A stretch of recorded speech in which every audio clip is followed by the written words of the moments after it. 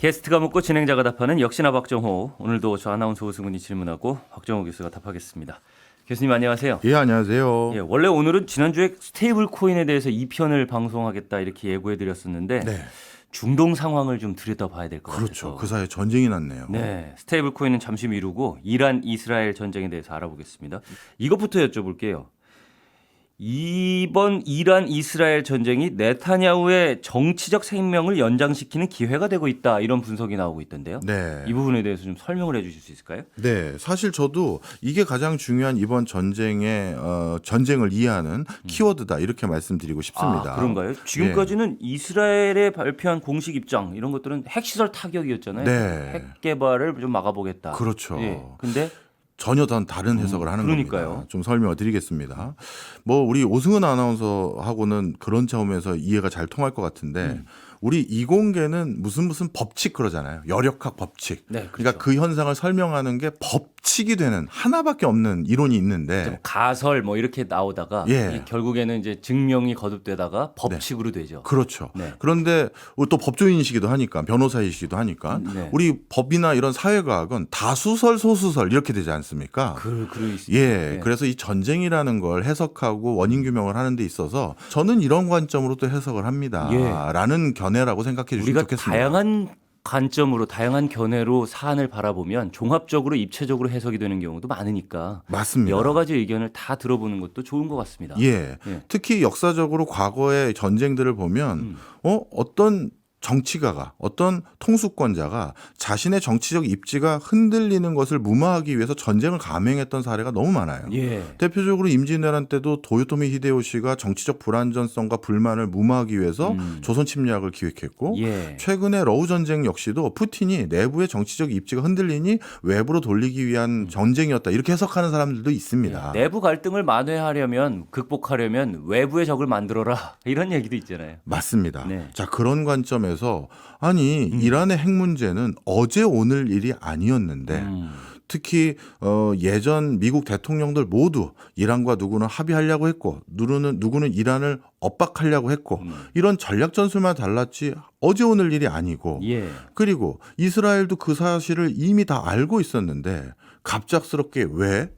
이런 생각이 들잖아요. 예. 이런 것들은 전통적인 종교적 갈등이라든가 어떻게 보면 정치적 리스크, 잠재적인 위험 요인 이렇게 해석하기보다는 예. 어떤 그런 위험 요인을 수면 위로 올리는 어떤 트리거가 발생했을 경우가 굉장히 많은데 이번에는 그게 제가 보기엔 결정적으로 네타냐후의 정치적 생명과 관계가 크다는 겁니다. 이스라엘 내에서의 정치적 생명을 말씀하시는 거겠죠. 좀 설명을 드리겠습니다. 예.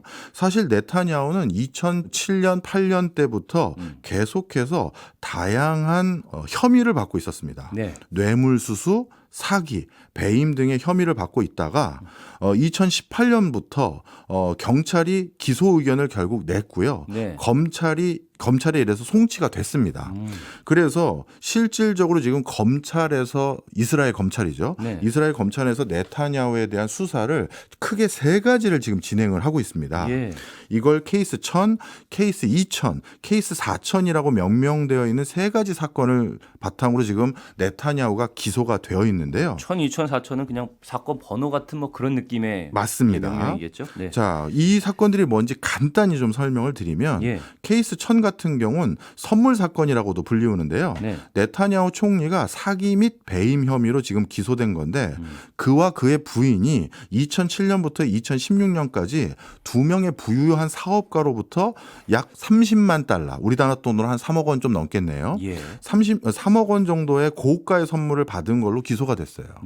이게 뭐냐 하면 네타냐후 부부에게 뇌물을 준 사람이 누구냐 하면 헐리우드 영화 프로듀서인데요. 아르논 밀찬이라는 사람인데 예. 이 사람하고 또 하나는 호주의 억만장자인 제임스 패커라는 두 사람이 네타냐후 부부에게 네. 고급 샴페인, 쿠바산 시가 그리고 네타냐후 부인에게는 사라 네타냐후인데요. 보석류를 선물했다는 겁니다. 예. 그래서 선물한 대가로 또 네타냐후가 대가성이 있어야 뇌물이 되는 거잖아요. 그럼요. 대가로 지급한 건 뭐냐 하면 네. 존 케리 미 국무장관에게 밀찬이라는 이 그 프로듀서가 이중 국적자거든요. 미국 비자 발급을 좀 원활하게 해줘라. 이걸 3차례 요청을 했고요. 예. 그 다음에 또 호주 사업가가 이스라엘 내부에서 인수합병하는 사업에 대해서도 조금 투자를 보장해주거나 네. 그 투자가 더 성과를 많이 내도록 규제를 좀 완화해주는 이런 걸 했다는 거예요. 그래서 이런 것들이 이미 케이스 1000을 바탕으로 네타냐후가 기소가 되어 있고요. 예. 케이스 2000은 이게 조금 더 직접적으로 이스라엘 내부에선 이슈가 컸었는데요. 네타냐후 총리가 이스라엘 내에 최대 발행 부스를 자랑하는 일간지가 있는데 네. 아하로노트라는 일간지의 소유주인 아르논 모제스 이 사람하고 불법적인 거래를 했다는 겁니다. 예. 어떤 거래를 했느냐? 네타냐후에게 호의적인 기사를 계속 게재하게 해주면 경쟁지인 이스라엘 하욥이라는 경쟁지가 있는데요. 네. 그 이스라엘 하욥의 발행 부스를 제한하는 법안을 통과시켜주겠다 오. 해서 이렇게 대가성으로 서로 주거니 받거니 했다는 거죠. 그리고 자신의 정치적 반대자들에게는 부정적인 보도를 더 많이 해줬으면 좋겠다. 네. 이런 것들에 대한 여러 정황들이 확인됐다는 거예요. 그다음에 케이스 4000은 뭐냐 하면 이 3가지 사건 중에서 이게 가장 심한 사건인데 네. 이스라엘 최대 통신 회사인 베제크라는 회사가 있습니다. 우리로 따지면 SK텔레콤 같은 이통사라고 보시면 되는데요.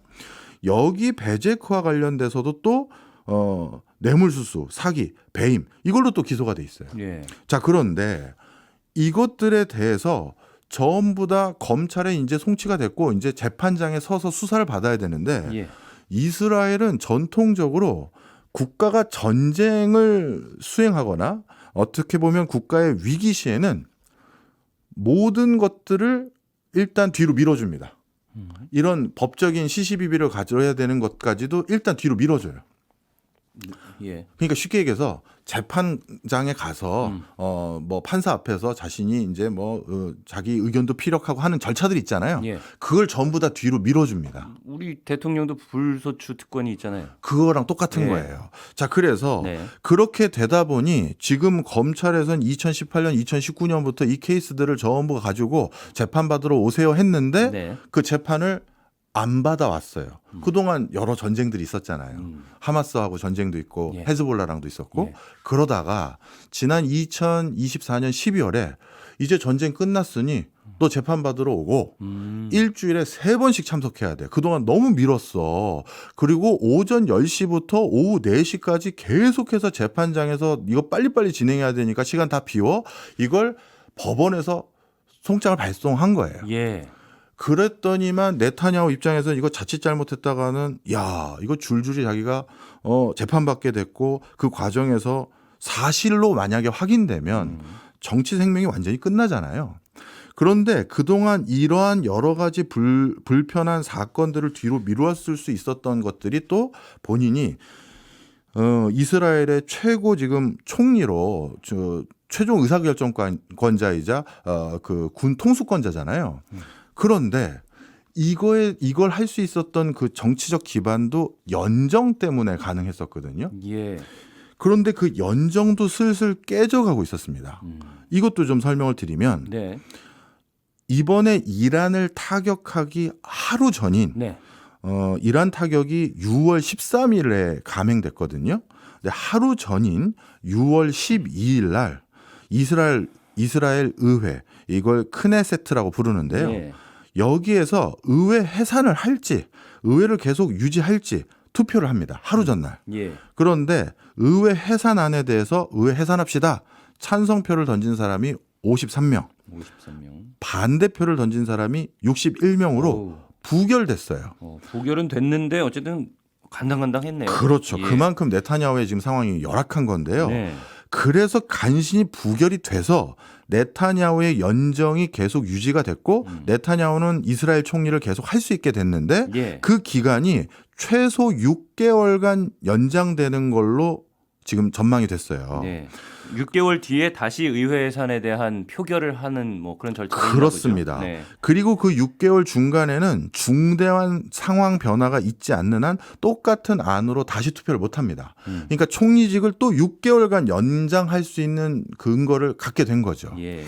자, 그래서 정리를 하자면 지금 자신이 정치적으로 굉장히 불안정한 상황에서 이것을 연명할 수 있는 제일 중요한 요소는 또 다른 전쟁이 필요한 요소가 있었고 그리고 연정을 할 때 가장 보수 성향의 극우 정당 그리고 보수적인 종교를 기반으로 한 종파들 네. 이 사람들과 연정을 해야 되는데 이 사람들이 강력하게 계속해서 희망해왔던 바는 이란의 핵을 이 위협을 반드시 발본색원해야 된다. 아. 이 니즈가 있었던 정파들이 많았어요. 예. 그래서 그 정파들하고 표결 하루 전까지 어떻게 보면 타협을 본 거죠. 예. 타협을 봐서 자 이번에 날 한 번만 더 연정으로 총리직을 이어주게 하면 예. 내가 이번에 그동안 아무도 안 했던 이란의 핵시설을 타격하겠다. 이 합의를 본 것 같아요. 아. 왜냐하면 이란의 핵시설을 타격하는 그 작전이 의회에서 총리를 다시 연장해 주기로 허용한 바로 다음 날 바로 감행했잖아요. 6월 12일에 표결이 이루어졌고 13일에 타격이 있었으니까요. 그렇죠. 그 얘기는 이미 그 안건에 대해서 구체적인 계획안을 손에 들고 많은 정파들을 설득하는 작업이 그 전부터 구체적인 시나리오를 가지고 있었기 때문에 다음 날 바로 버튼을 누를 수 있는 거지. 예. 작전이라는 걸 몇 시간 만에 수립할 수는 없거든요. 바로 이런 여러 정황들이 이번 전쟁은 정치적인 것들로 해석하는 게 더 적합하다라고 생각하는 거죠. 박정호 교수님의 견해는 네타냐후의 이번 이란 공습의 가장 큰 이유는 정치적 타협의 산물이다 이렇게 보시는 거고요. 맞습니다. 예. 지금까지 발표된 바로는 사실은 핵시설 타격을 위한 공격이었다라는 게 지배적이었고 예. 이게 제가 살펴보니까 순도 60%의 농축 우라늄 비축량이 408kg 정도로 5월에 발표가 됐다고 해요. 네. 근데 이게 3개월 만에 50% 넘게 뛴 예. 뛴 양이라서 굉장히 많이 늘었다라는 거고 42kg 핵탄두 한 42kg의 우라늄 농축이 비축이 되면 핵탄두 하나를 만들 수 있다고 하니까 10개 정도 만들 수 있는 양이 된 거니까 네. 이게 빨리 핵탄두를 못 만들게 핵무기를 못 만들게 막아야 된다라는 그런 의견이 굉장히 많이 나왔고 그래서 타격할 수밖에 없었다라는 의견이 지배적이었는데 네. 그게 아니라는 거죠. 정치적인 타협의 산물이다라고 평가를 하신 거고요. 그렇죠. 네. 예를 들어서 그게 진짜 핵시설이 그렇게 큰 위협이 됐다면 예. 그동안 9개까지 만들 수 있는 고농축 우라늄을 농축하고 있을 때까지는 왜 안 했는데. 그렇죠. 뭐 3개만 해도 그렇죠. 5개만 해도 이미 방어는 그럼요. 했어야 되는 건데. 바로 그래서 그런 여러 가지 정황이 왜 하필 지금이라는 거에 대해서 명확한 대답을 못 해주는 거예요. 예. 그런데 제가 이게 정치적 타협이고 정치적으로 이번 전쟁이 감행된 것은 해석해야 될 것 같습니다라고 말씀드린 게 네. 실제 네타냐후는 지난번 하마스 때 왜 하마스의 테러리스트들이 이스라엘 본토까지 넘어왔는데 군경은 뭐 하고 있었고 네. 정부의 수뇌부는 뭐 했는지에 대한 전쟁에 대한 것도 지금 재판과 여러 가지 국민들의 심판을 지금 받아야 될 상황이었거든요. 네. 그래서 국민 여론들이 정말 드셌고 그리고 하마스 전쟁을 마무리하는 과정에서 네. 포로들 다시 돌려받기로 했었잖아요. 예. 그런데 실질적으로 엄청난 많은 사람들이 이미 사망했던 게 확인됐어요. 그러면 이제 포로 생활하는 걸 또 약속을 했는데 국민들과 약속도 지켜지지 않았잖아요. 그래서 네타냐후 총리에 대한 이스라엘 내부에서의 여론이 정말 급격히 악화되고 있어서 너 하여튼 이번에 의회 해산만 되면 넌 좀 각오 좀 해. 이런 기저가 있었는데 이번에 예. 이란을 타격하고 났더니 난 뒤에 어떤 일이 생겼느냐. 이스라엘 내부의 여론조사가 봤더니 네. 분위기가 싹 바뀌었습니다. 어. 채널 14라는 곳에서 여론조사를 한 이스라엘 국민들을 대상으로 여론조사를 했더니 예. 이란과의 전쟁 관리에 대해서 이스라엘 국민 80%가 네타냐후 총리 매우 잘했다. 아. 적절히 잘했다. 이런 평가가 80%로 돌변했고요. 그 다음에 자신이 실각했었을 때 다음 총리가 될 법한 사람이 두 사람 있습니다. 정치적 라이벌이라고 할 수 있는 사람이 나프탈리 베넷 전 총리하고요. 그 다음에 라피드 야당 대표 이 두 사람이 반대파의 수장들인데요. 이 사람들도 어떻게 했다? 네타냐후의 이번 이란 공습에 대해선 공개적인 지지를 표명하고 있어요. 이것은 물론 그 사람들도 정치적 셈법이 들어있긴 합니다. 예. 왜냐하면 본인들도 다음에 총리가 되기 위해선 연정을 해야 되는데 그 연정을 할 때는 지금 가장 보수 성향의 정당과 초정통파 종교 종파를 기반으로 한 정당들이 있거든요. 예. 그 사람들의 협조 없이는 결국 총리가 될 수 없어요. 네타냐후가 물러나더라도 네. 다 그러니까 군소 정당들만 있는 거예요. 그런데 지금 그들 종파들이 원하는 일을 네타냐후가 했는데 네타냐후가 했지만 나도 총리가 돼야 되니까 네타냐후와 대립각을 세웠다가는 또 그들 종파들하고 대립각을 세우는 거니 또 그럴 수도 없고 그러니 네타냐후 잘한 것 같다 이런 발언을 안 할 수가 없게 돼버린 거죠. 혹시 이란을 타격하기 전에 지지 여론은 어느 정도 됐는지 10% 수준까지 떨어졌었어요. 아 그래요. 예. 그런데 이제 전쟁 이 타격에 대해서 잘한다는 평가가 80%까지 올랐으니까 그렇습니다. 대반전을 이루긴 이뤘다 이런 평가시고요. 예. 그리고 오랫동안 이스라엘은 학습 효과가 있어서요. 수많은 종파들의 이해관계가 복잡하고 이합 집산뿐만 아니라 이전 투구가 만연한 게 이스라엘의 정치 구도인데 네. 한 번 전쟁이 나면 총리에게 모든 권한을 주고 우리가 일치 단결하자. 이게 역대 여러 전쟁을 경험하면서 학습 효과가 됐습니다. 예. 한번 전쟁이 일어나면 다른 잡음은 싹 들어가는 게 네. 이스라엘의 또 특성이에요. 알겠습니다. 조금 다른 분석들도 있던데 예. 이 부분에 대해서도 한번 여쭤볼게요. 네. 가자 지구 팔레스타인 문제 해결에 대해서 프랑스와 사우디아라비아가 공동 의장국이 돼서 유엔에서 제재를 나서려고 한다라는 움직임이 있다라는 보도가 있습니다. 네. 있었습니다. 네. 이 부분에 대해서 좀 경계를 느끼고 타격을 감행했다라는 분석도 있던데 이 부분에 대한 이 영향은 어느 정도 된다고 평가하실까요? 역시 마찬가지입니다. 그것도 바로 정치적인 목적이죠. 그렇죠. 근데 이거는 국외의 정치적인 목적. 그렇죠. 예. 네타냐후는 내부적으로도 재판을 받아야 될 게 수두룩하고 지금 일부 국가에서는 네타냐후뿐만 아니라 그 국방부 장관을 비롯해서 몇몇 네타냐후 내각의 장관들을 네. 국제사법재판소에 제소한 상태예요. 그러니까 그 사람들은 지금 국외에서 활동이나 이런 것들은 락이 걸려 있습니다. 그런데 이건 달리 말하면 국외적으로도 국제적으로도 정치적으로 압박을 받고 있는 거잖아요. 그래서 우리가 이걸 하마스를 가자지구를 과잉 진압하고 인권을 유린하고 이런 걸 한 게 아니라 지금 우리 이스라엘의 국군이 이란을 중심으로 한 핵 위협으로부터 지금 풍전등화다. 우린 이걸 극복하기 위한 자구적인 노력이고 방어적인 수단이다라고 희석하기 위한 제스처인 거예요. 예. 그냥 어려운 난민들을 우리가 굉장히 고압적인 방식으로 억압하는 것이 아니라 우리가 위협을 느껴서 이렇게 한 겁니다라는 이것도 역시 정치적인 상황을 고려한 거죠. 알겠습니다.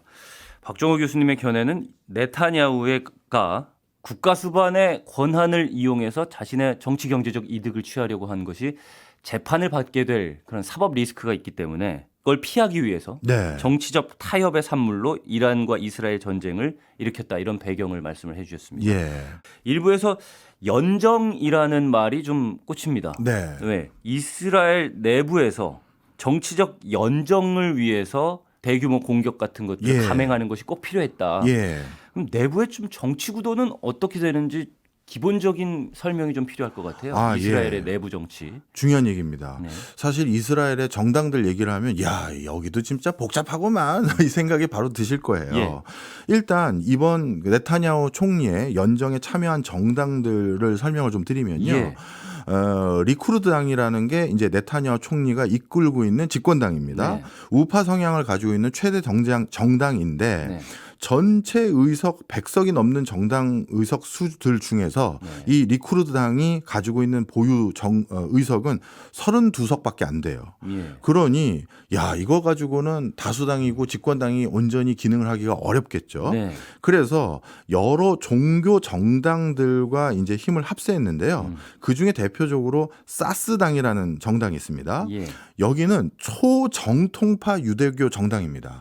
우리 그 뭐랄까요 랍비라고 하죠. 유대인 전통 복장 예. 그런 걸 입고 아주 전통적인 율법에만 의존하고 사는 사람들이 꽤 종교 있습니다. 선생님 같은. 맞습니다. 네, 랍비. 또 그런 선생님 밑에서 율법만 지키고 사는 전통적인 사람들이 있거든요. 예. 그 사람들을 지지 기반으로 하고 있는 정당 중에 하나가 이 사스 정당인데요. 그리고 연합 토라 유대주의라고 있습니다. 사스 정당은 몇 명이에요? 사스 정당하고 연합 토리 유대주의 정당이 예. 합치면 한 40석 정도 조금 안 됩니다. 예. 그래서 여기도 초정통파 유대교 정당인데요. 네. 이들 유대. 랍비라고 생각하셔도 돼요. 네. 이들 정당들이 희망하는 게 말 그대로 그 이란 또는 근처에 다른 이슬람 국가들과 뭔가 공존하는 걸 여기는 원하지 않아요. 네. 그래서 이들 정당은 국제사회에서 팔레스타인과 그리고 이스라엘이 네. 일국 양제처럼 팔레스타인 지구도 옵저버 국가로 국가 아닌 국가입니다. 인정해 주셔야 됩니다가 국제사회 권고 상황이었는데 네. 실제 합의도 봤었는데 네. 이들 정당들은 무슨 말도 안 되는 소리야. 쟤네들도 다 몰아내. 이걸 그 희망하는 정당들이에요. 그러다 보니까 이번 가자 지구에 대한 강경 대응뿐만 아니라 그 뒤에 있는 이란까지 발본색원해야 된다라고 강력하게 주장하는 정당들이 바로 여기에 해당되고요. 예. 그 밖에 극우 성향의 정당들이 있는데요. 유대의 힘이라는 정당이 있는데 이거는 종교 기반보다는 극우 정당으로 분류되고 네. 종교적 시온주의라고 정당이 있는데 여기도 극우 정당으로 분류됩니다. 예. 그리고 얼마 전에 새로운 야당이 하나 있는데 새로운 희망이라는 야당, 새로운 희망이 야당 명칭입니다. 예. 여기가 연정에 합류해요. 그래서 120석 중에 68석이 네타냐후를 지지하는 정당들인데요. 이렇게 연정을 같이 해서 정당들이 합쳐서 집권을 하게 되면 어떻게 되느냐? 주요 보직을 나눠 갖습니다. 대표적으로 총리인 네타냐후는 리쿠르당의 소속이었었고요. 네. 재무부 장관은 종교적 시온주의 출신의 스모트리히가 장관을 역임하고 있고요. 예. 그다음에 우리로 따지면 국방부 장관이죠. 이타마르라는 사람이 하고 있는데 네. 이 사람은 또 아까 말씀드렸던 유대의 힘이라는 정당의 또 수장이에요. 예. 다 이처럼 주요 보직을 나눠서 해요. 뭐 연정을 했으니까 그렇게 할 수밖에 없겠죠. 맞습니다. 연합한 연정을 한 정당의 인원수를 다 합치면은 예. 의석 120석 중에 68석이 예. 연합 정당이다. 네. 네.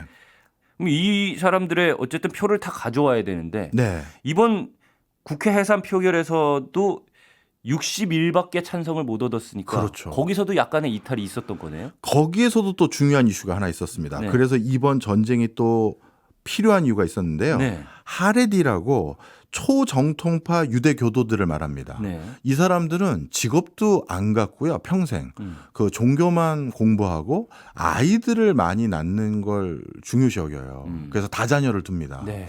이 하레디는 그래서 군복무도 안 해요.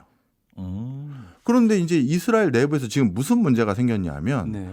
구구 정당들은 아니 지금 하마스하고 전쟁, 그다음에 헤즈볼라하고 전쟁 이런 걸로 군 병력이 너무 모자라졌고 군 병력이 일부 유실됐는데 네. 언제까지 하레디는 군 징집에서 예외로 놔둬야 되는 거냐.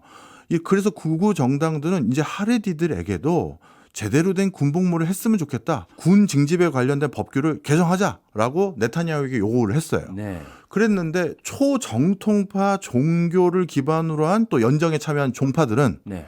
하레디는 건드리지 마라. 하레디는 뭐 어떤 입지를 가지고 있길래 그런 이 종교 정파들의 지지 기반들이잖아요. 자신들의 모든 정당은 자신들의 지지 기반을 대변하는 목소리를 내기 위해서 정당을 만드는 거예요. 네네.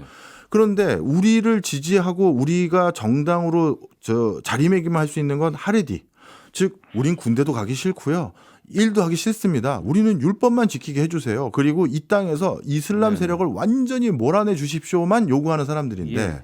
그 사람들에게 군대를 보내게 하겠다라고 했었을 때 그거를 저지 못하는 정당을 과연 계속 지지할까요? 안 할 거잖아요. 그래서 연정 안에 포함되어 있는 정당들 간에 드디어 균열이 생긴 거예요. 거죠. 네. 한쪽은 하레디 군대 보내는 거 찬성 안 하면 나 이제 네타냐후 너 총리로 지명 안 해. 근데 초정통파는 그래? 너 만약에 하레디 군대 가게 하면 우린 또 너 안 찍어. 이렇게 된 거죠. 네. 그래서 네타냐후가 예. 이번에 의회 해산안이 의결되기 바로 전날 네. 바로 또 하루 전날이죠. 그러니까 이란 타격하기 하루 전날 의회 해산안이 부결됐고 네. 그 하루 전날 예, 2월 11일이네요. 예, 하레디 군 징집에 관한 법률에 대해서 타협안을 봅니다. 예. 어떻게 했느냐? 그 하레디들 중에서 군 복무를 해야 될 사람들의 그 기준점을 네. 굉장히 높여버렸어요. 그러니까 예를 든 겁니다. 실제 이런 게 아니라 키도 크고요. 네. 뭐 이런 것들로 예. 굉장히 제한을 한 거죠. 예, 기준을 높였다. 기준을 높인 거죠. 그런 절충안을 딱 만들어 놓고 그리고 나서 자신이 총리직을 연명할 수 있게 된 건데 그런데 극우 정당들은 한결같아요. 하레디도 반드시 이제 군복무를 해야 된다. 예. 그리고 나머지 일반적인 유대인들도 하레디도 군 가야 된다라는 얘기가 많아지고 있는 상황에서 예. 그 여론을 더 이상 초정통파 종교를 기반으로 한 종파들이 무시 못하게 만들 제일 좋은 방법은 또 뭘까요? 전쟁이 필요한 거예요. 예. 외부의 적을 만드는 거예요. 그렇죠. 예. 이제 전쟁이 또 있는데 언제까지 니네만 군 복무를 안 할 건데 니넨 이스라엘 국민이 아니냐라는 목소리가 점점 더 높아지면서 자연스럽게 이 분란에 대해서도 네. 네타냐후의 정치적인 어떤 스킬을 통해서 타협을 해서 또 정권을 연장하는 게 아니라 네. 국민 여론을 봐라. 니네도 이제 양보를 해야 된다. 이게 아주 묘수인 거죠. 본인들이 초정통파들이 원하는 이란 타격 내가 해줄게. 그걸 하는 순간 하레디 군 복무에 대한 여론도 더 높아지니 양쪽 정파들의 타협이 일어날 수 있는 여지가 커진 거예요. 알겠습니다. 이 부분이 좀 궁금합니다. 그러니까 트럼프 대통령이 G7 정상회의 도중에 미국으로 돌아갔잖아요. 네. 예. 그러면서 중동 상황을 언급을 했고 SNS에 막 글을 이렇게 올렸어요. 이란 최고 지도자를 제거할 수도 있다. 이란은 무조건 항복하라 이렇게 막 글을 올리기도 했어요. 그렇다면 트럼프의 미국은 왜 네타냐후의 계획에 이렇게 힘을 실어주는 듯한 모습을 보일까?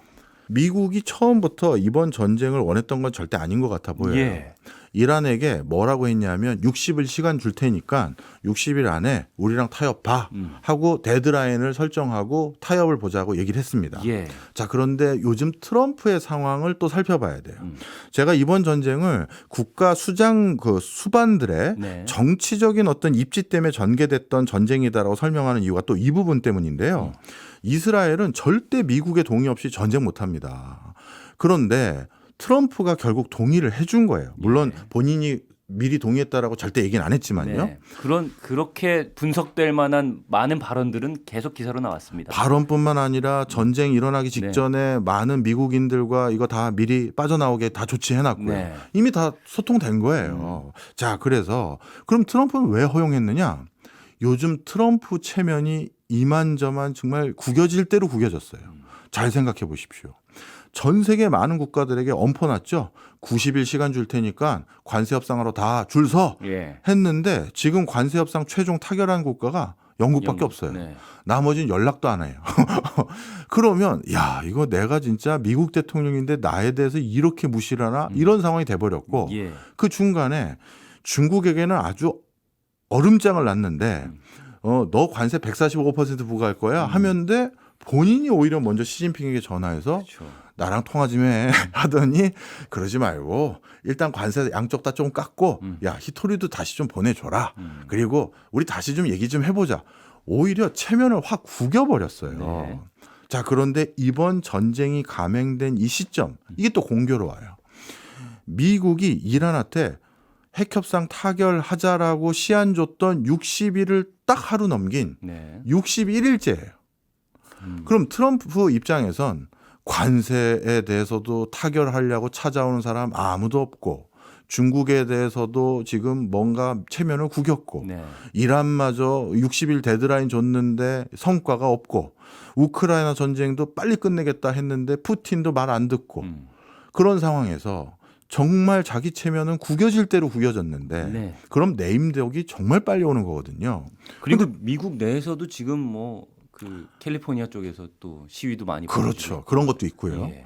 그런데 네타냐후가 자신의 정치적 입지 등등의 이유로 트럼프에게 설명하는 거죠. 네. 그리고 아주 막판에는 구체적으로 어떤 작전인지 설명을 다 해줬대요.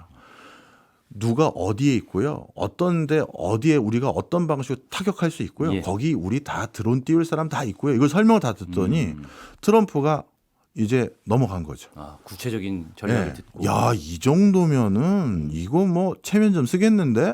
그리고 이거 우리 이런 표현 하죠. 손 안 대고 코 푼다. 예. 미국은 지금 돈도 없어서 우크라이나에게 지원할 수 없다. 뭐 우리 뭐 빚도 갚아야 된다. 이런 상황에서 무슨 이스라엘과 같이 공동으로 전쟁을 감행합니까? 그런데 이스라엘이 우리가 해결할 수 있다라고 하니 자기 면을 세울 수 있는 기회가 생겼다고 판단한 것 같아요. 그러니까 그 면을 세우는 부분은 이란 내 핵 보유국을 인정하지 않기 위한 협상 등이 있었는데 네. 그 부분 이란의 핵 보유라는 그 문제를 이스라엘이 대신 해결해 줄 수 있다. 이런 부분이겠죠. 그렇죠. 네. 그래서 그 작전이 충분히 성공 가능하다고 판단했고 네. 또 이란이 또 그 전에 이스라엘의 타격으로 적지 않은 어떤 소모가 일어났기 때문에 적절히 대응하기도 어려울 거다 판단을 한 겁니다. 예. 그래서 본인은 암묵적으로 오케이 하고 그 다음에 이스라엘이 감행한 거고요. 네. 만약에 이스라엘의 작전이 성공 못했거나 예. 이란이 의외로 세게 반발을 했으면 트럼프 입장에선 사전에 동의했다는 얘기를 안 했으니 이스라엘이 이렇게 할 줄 몰랐다라고 하면서 발뺌을 할 수도 있는 거잖아요. 그러니까 자기 입장에서 잃을 게 없는 거예요. 그러다가 성공적인 작전 결과를 보고 뭐 때로는 이렇게 대화 타협보다도 폭력적인 방법도 필요하다라는 얘기를 하고 그렇죠. 지금에는 더 강도 높은 얘기까지 하고 무조건 있는 거죠. 항복하라 뭐 이런 얘기 예. 나왔으니까요. 바로 그래서 지금의 이 여러 판세는 국가 수반들의 정치적인 또 입장들 때문이다라고 제가 자꾸 보는 거죠. 이스라엘의 미국 내 로비들도 얘기가 나오던데 이 부분은 어느 정도로 로비가 진행될 수 있는? 이것도 좀 설명을 드릴게요. 예. 우리가 알고 있는 것과는 달리 네. 미국 내에 주류로 있는 유대인들은 생각보다 미국이 이스라엘을 거의 맹목적으로 지원해주고 보조해주는 거에 대해서 반대를 많이 합니다. 그래서 예. 이게 좀 많이 잘못 알려진 거예요. 예. 대표적으로 가장 상징적인 사건으로 많이 언급되는 게 영화 레옹의 여주인공 나탈리 포트만. 네. 이분은 원래 이스라엘 출생입니다. 예. 그러다가 미국으로 이주해 온 사람이에요. 예. 그런데 이스라엘이 자신의 이스라엘 출신 유대인들 중에서 네. 그해 년도에 가장 문화예술적으로 성과를 많이 낸 사람을 선정해서 상을 주는 상이 있어요. 네. 그래서 나탈리 포트만에게 이번 연도에는 네가 선정됐으니 와서 상 받으러 오세요 했는데 네. 상을 거부합니다. 왜? 이스라엘이 요즘 보이고 있는 행보에 대해서 미국인으로서 동의하지 않는다는 거예요. 미국계 유대인으로. 예. 근데 그런 움직임이 굉장히 높아요. 네. 그런데 그럼 도대체 미국 내에서 친이스라엘적인 정책과 행보를 하는 건 도대체 어떻게 전개된 거냐? 네. 일반 다수의 일반 유대인들, 즉 미국계 유대인들은 그걸 반대하는데 그게 상원과 하원의 담임 목사라고 있습니다. 예. 이건 좀 약간 역사적인 것을 설명을 하면 네. 미국은 원래 왕이 없던 나라잖아요. 그렇죠. 그러다 보니까 신생 독립국으로 대통령제라는 걸 만들었을 예. 때 그리고 의회를 운영할 때 왕이 없는 국가지만 왕이 있는 국가와 유사하게 형식 요건을 갖춰요. 그 형식 요건 중에 예를 들어서 대통령이 당선되면 성경에 손 얹고 예. 선서한다든가 이런 절차들이 있지 않습니까? 그때 그 성경 들고 있는 사람들이 담임 목사이고 이런 사람들이에요. 네. 그리고 상원 의원의 그 여러 가지 정치적 행보와 하원 의원의 여러 가지 정치적 행보가 성경에 위배되지 않은지 성경에 위배되지 않은 행보를 내가 하고 있는 건지 그걸 자문하고 하는 담임 목사 제도가 있어요. 근데 이 사람이 영향력이 꽤 커요. 만약에 이 사람이 어떤 누군가의 정치적 행보가 당신 종교적으로 그건 선을 넘는 거야 라고 하던가 네. 아주 심하게 넌 이단이다라고 해버리면 야 이게 정치적으로 휘청하는 일이에요.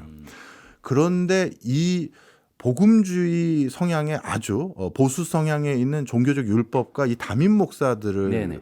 그 이스라엘이 굉장히 적극적으로 좀 뭐랄까요?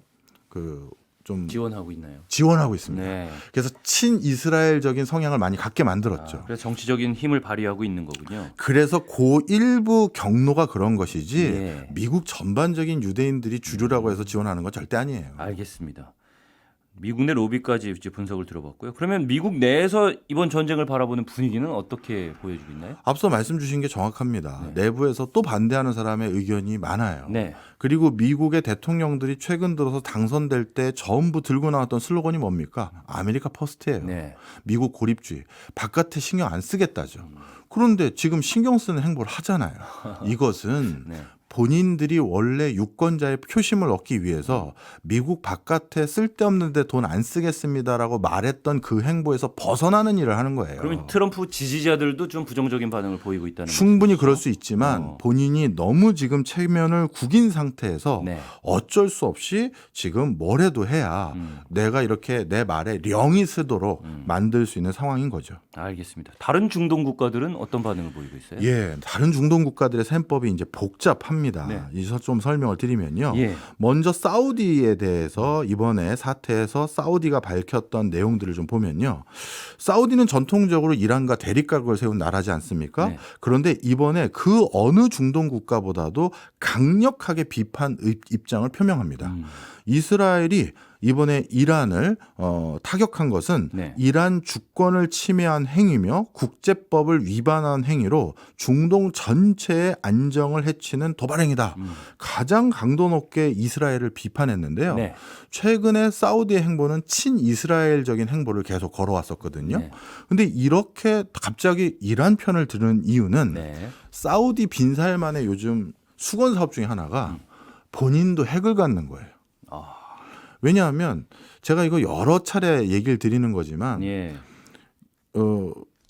우리 저기 오승원 아나운서가 빈살만입니다. 예. 예, 그렇게 가정을 해보시죠. 예. 전 세계 실질적인 최고 부자는 빈살만이거든요. 예. 일론 머스크가 아니에요. 감사합니다. 빈살만의 재산은 상장되어 있지는 않은 게 많잖아요. 예. 그리고 거긴 절대 왕정 국가니까 왕이고 국가고 국가고 왕이거든요. 네. 자, 그런데 그렇게 돈이 많은 사람은 또 돈을 원할까요? 다른 걸 원할까요? 다른 걸 원하겠죠. 그렇죠. 그 다른 게 국제사회의 자신의 영향력이에요. 나도 지구라는 행성에 일정 지분을 가지고 있는 사람이야. 네. 이런 생각을 가질 거 아니겠습니까? 에너지 패권으로. 네. 근데 왜 날 무시하지? 그랬을 때 자신의 입지를 더욱 공고히 할 수 있는 한방. 바로 핵이죠. 핵을 가지면 내 말을 들어줄 거다. 그렇죠. 이런 더 생각이 무시 못하고요. 음. 그런데 핵을 가지려면 명분이 있어야 되는데 예. 딱 명분이 좋죠. 이스라엘은 진작부터 핵을 가지고 있고 이란은 잠재적인 핵 보유국이고 그럼 시아파의 종주국인 이란은 핵을 가지고 있고 이스라엘 핵을 가지고 있는데 순위파의 종주국인 우리 사우디도 있어야 될 거 아니냐. 예. 그래서 본인의 국제적인 입지를 훨씬 높일 수 있는 어떤 그런 근거들과 대의 명분이 있었는데 네. 만약에 이번에 이란이 핵을 완전히 없는 국가가 돼버렸다? 예. 그럼 본인도 그럴 기회가 없어지는 거잖아요. 이란이 핵 능력을 보유해야 본인들도 가질 수 있는 그 근거가 될 수 있을 텐데. 맞습니다. 바로 그런 것들 때문에 예, 알겠습니다. 이번에 이란을 적극 지원하는 발언을 하는 것도 그런 맥락도 있다는 거고요. 이거 말고도 사우디는 여러 가지가 있습니다. 이슬람 문명권에 대한 도전으로 또 그렇죠. 받아들여야 되기 그것도 때문에 굉장히 큰 그럼요. 문제죠. 그것도 분명히 있고요. 그다음에 아랍에미리트는 어떻게 돼 있느냐? 네. 사우디와 달리 좀 중재자 입장입니다. 어떻게든 이번 사태를 즉시 중단하고 외교적으로 풀자라고 하고 있어요. 네. 이것도 좀 이례적인 행보인데 아랍에미리트는 최근에 이스라엘과 수교를 맺었거든요. 그런 상태에서 이렇게 중재를 나서는 것도 나름대로 균형 외교를 하려는 입장이고요. 카타르도 조금 중재를 하려는 입장이고 바레인만 강경한 반이란 입장입니다. 그래서 중동 전역도 입장이 조금씩 다 달라요. 그러네요. 그러다 보니 예전처럼 이번 사태가 중동 전역의 전쟁으로 또 한 번 확산되는 거 아니냐 했었을 때 지금은 그러기가 약간 애매모호한 게 입장들이 다 조금씩 나라마다 다 다릅니다. 입장이 다르니까 예. 다른 나라로 이렇게 확전되기는 좀 쉽지 않을 것 같다. 쉽지는 않아요. 그렇다면 중국이 중동에 그동안 많은 공을 들여왔잖아요. 예. 중국은 어떤 반응을 보이고 있나요? 이거는 저는 어떻게 불똥이 튈지 모른다 이렇게 설명드리고 싶습니다. 사실 러우 전쟁 때 갑자기 북한이 참전할지 몰랐고 그것 때문에 러시아와 북한이 상호 방위 수호 조약에 가까운 수준의 조약을 체결할지 몰랐잖아요. 예. 지금 이란도 모든 걸 건 상황이고 네. 네타냐후도 이번 전쟁에서 밀리면 자기가 모든 걸 잃어요. 그리고 이란 역시도 지금 백기투항하고 최고 종교 지도자도 그 자리에서 내려오라고 미국이 얘기하고 있는 거잖아요. 그렇죠. 하메네이도 지금 여기에서 만약에 밀리면 모든 걸 다 잃어요. 예. 전면전 하겠다 이렇게 공식적으로 발표를 하고 있고. 아, 그 사이 그랬군요. 네. 예, 그러면 이제 하메네이도 모든 걸 걸었으니 물불을 가리지 말아야죠. 네. 그런데 자신들이 가지고 있는 미사일이나 전략 자산 다 소진했다. 그러면 러시아가 북한까지 손을 내밀 정도로 절박했다면 이란도 어딘가 손을 또 내밀 가능성도 있겠죠. 예. 그 과정에서 가장 최근에 이란과 돈독한 국가가 사실 또 중국이었거든요. 네. 그리고 이미 중국으로부터 많은 물동량이 이미 위성으로 체크되고 있어요. 그래서 중국도 간접적 또는 직접적인 지원도 배제할 수 없어요. 네. 알겠습니다. 우리의 영향을 좀 살펴봐야 될 것 같은데 가장 직접적인 게 호르무즈 해협 봉쇄. 요게 우리에게 또 영향을 줄 수 있는 부분인 것 같습니다. 맞습니다. 마지막으로 요걸 여쭤볼게요. 네. 호르무즈 해협 봉쇄까지 이어질 수 있을까? 뭐 합리적인 예측으로는 네. 호르무즈 봉쇄를 안 하는 게 맞아요. 그런데 앞서 말씀드린 것처럼 지금 모든 국가 수반이 양쪽 다 자신의 전부를 걸고 있는 거잖아요. 예. 그러면 무리한 결정까지도 감행해야 됩니다. 근데 만약에 호르무즈 해협을 봉쇄한다고 하면 어떻게 되냐면 호르무즈 해협의 가장 좁은 곳의 폭이 30km 정도밖에 안 돼요. 그래서 거기 가보시면 실제 마치 우리 그 도로처럼 중앙선이 있고요. 가상에 양쪽으로 왔다 갔다 하는 그렇게 운행하도록 해놨어요. 워낙 좁아서. 예. 그리고 그렇게 운행할 수밖에 없는 게 호르무즈 해협들 중에 수심이 깊어서 유조선이나 컨테이너선이 원활하게 다닐 수 있는 곳이 한 10km 폭밖에 안 돼요. 그게 대부분 이란 쪽에 붙어 있습니다. 예.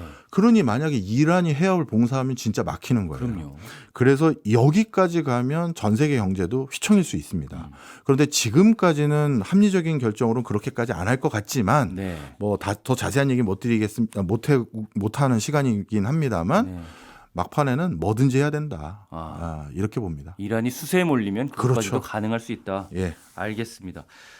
오늘 이번 이란 공습이 이스라엘의 이란 공습의 가장 큰 이유가 정치적 타협의 산물이다라는 박종호 교수의 분석과 함께 각 국가들의 반응과 상황을 살펴봤습니다. 오늘도 재미있는 얘기 감사하고요. 저는 또 다음 주에 찾아오도록 하겠습니다. 지금까지 오승훈 아나운서였습니다. 고맙습니다. 감사합니다.